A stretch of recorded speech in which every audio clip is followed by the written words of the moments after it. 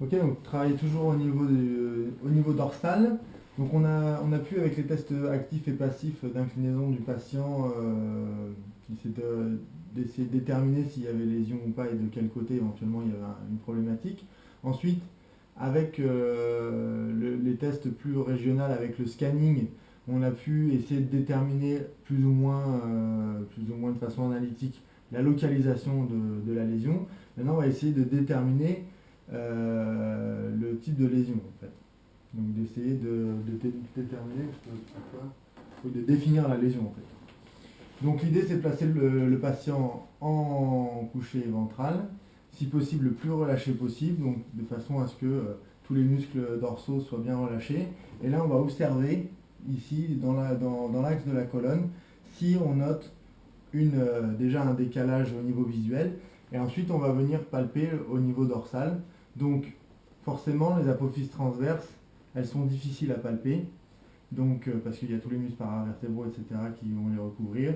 Donc on va plutôt essayer de palper ici l'angle, les angles costaux en fait.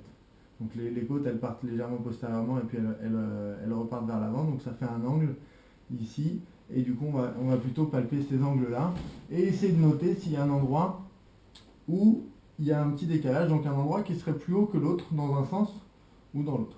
Une fois qu'on a déjà là visuellement chez Nico, on le voit ici à gauche, enfin à gauche du coup sur sa droite, pardon, que ici on a une côte qui serait légèrement plus postériorisée que la même de l'autre côté. Du coup, on peut le vérifier à la palpation. Et une fois qu'on a déterminé ça, alors bien sûr, on va faire l'ensemble, hein, mais globalement, cette région-là est légèrement plus postériorisée, notamment ici.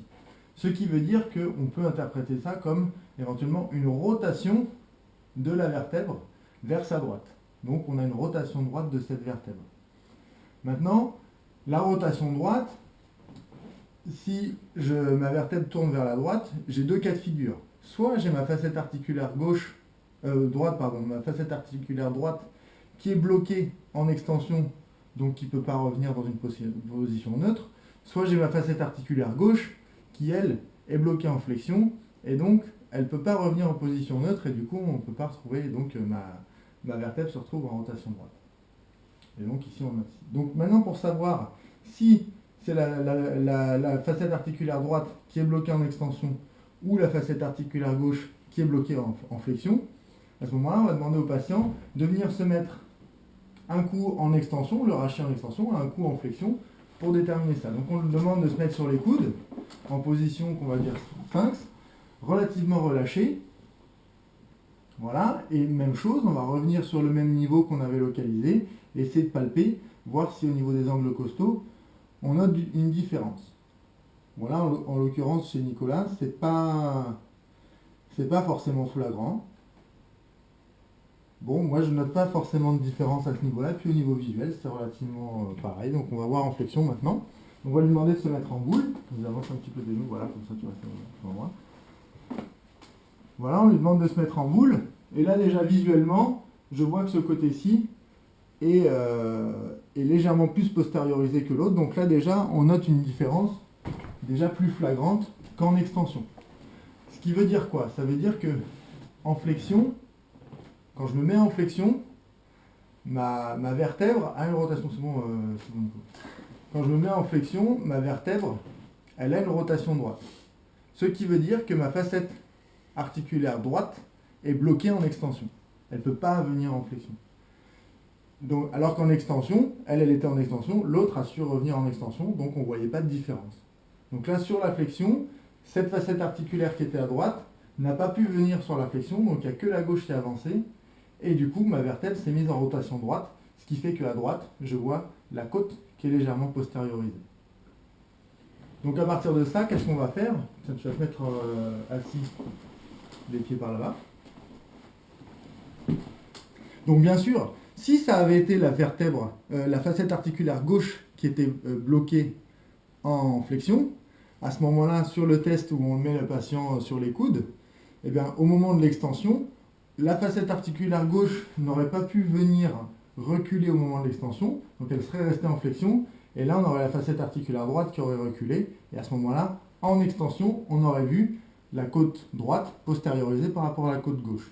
Et là, on aurait pu dire c'est la facette articulaire gauche qui est bloquée en flexion. Parce qu'on détermine la lésion de cette façon-là. C'est la facette articulaire qui est bloquée qui détermine la lésion. Donc là, chez Nicolas, c'est la facette articulaire droite qui est bloquée en extension.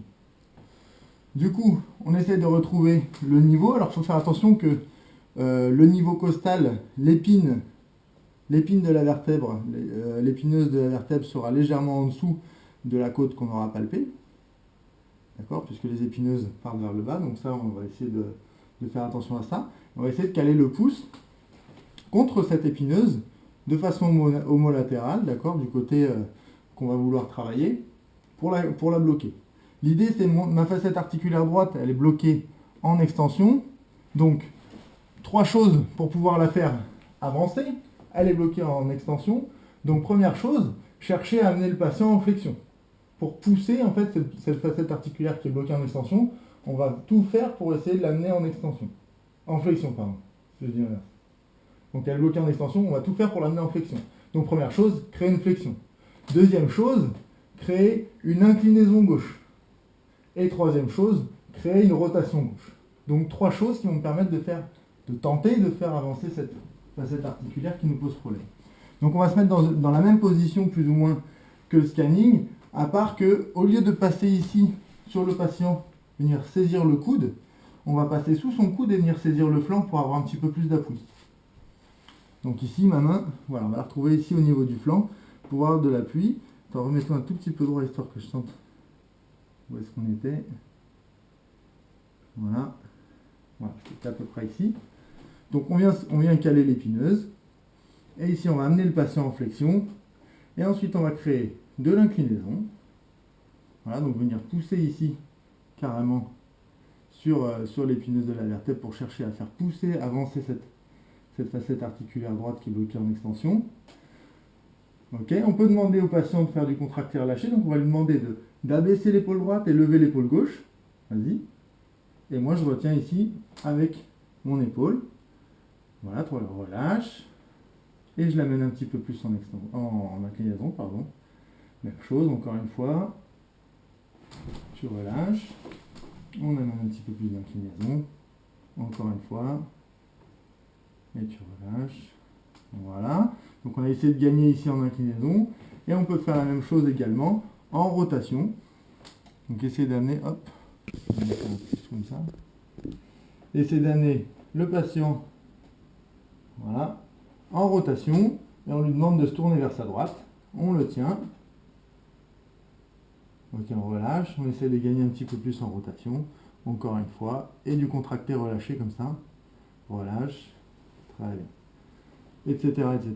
Donc la facette articulaire était bloquée en extension, la droite. Donc on a cherché à faire de la flexion pour la faire avancer, de l'inclinaison gauche pour la faire avancer, de la rotation gauche pour la faire avancer encore, avec des contractés relâchés pour essayer de récupérer en amplitude. Maintenant, si ça avait été la facette articulaire gauche qui était bloquée en flexion, à ce moment-là, on aurait cherché, même chose, à faire de l'extension pour amener la facette articulaire gauche pour la postérioriser, et bien sûr de l'inclinaison gauche et de la rotation gauche pour essayer de la postérioriser au maximum avec les méthodes de contracté relâché comme on vient de le voir. Et voilà.